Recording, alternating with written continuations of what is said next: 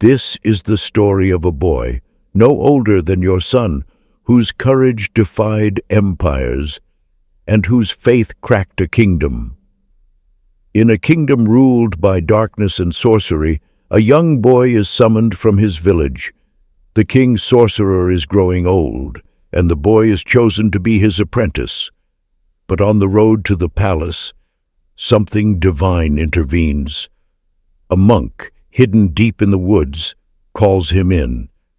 The boy hesitates, but something about the monk's eyes, pure, sorrowful, full of light, pulls him inside.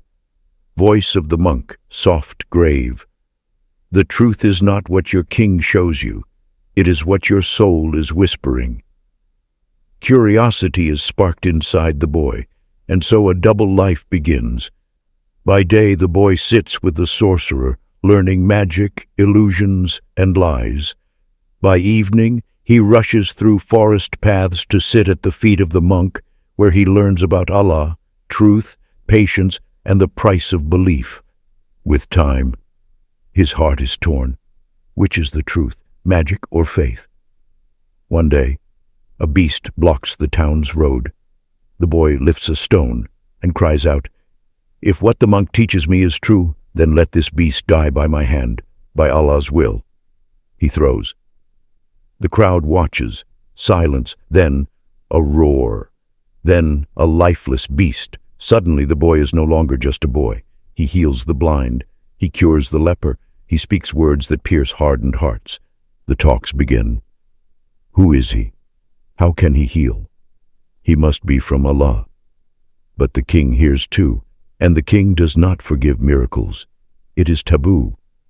One day, a minister in the king's court is blind. He comes to the boy, humbled. The minister, "Heal me, and I will give you all the treasures of this land." The boy, firm, "It is not I who heals, it is Allah." The man believes, his eyes open, his soul awakens, but he returns to court with a spark in his eyes the king has never seen. The king, "Who gave you sight?" The minister, "My Lord Allah." The king's rage explodes, total crackdown in the entire kingdom to locate the boy. Torture begins. The boy is seized. The monk is executed without trial. The boy watches the man who taught him die, with a smile on his face.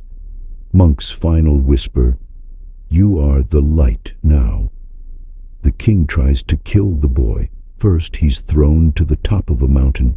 The soldiers push, but the earth trembles. They fall. The boy walks back. Then they toss him into the sea. But the waves split. The ship sinks. The boy walks back again. Finally the boy tells the king, "The boy, you will never kill me unless you do as I say.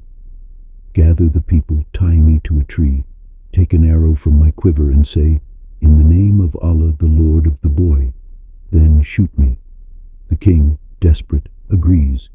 The crowd gathers. The boy stands, alone, on a hilltop. He nods. The king lifts the arrow. He says, "In the name of Allah, the Lord of the boy." The arrow flies.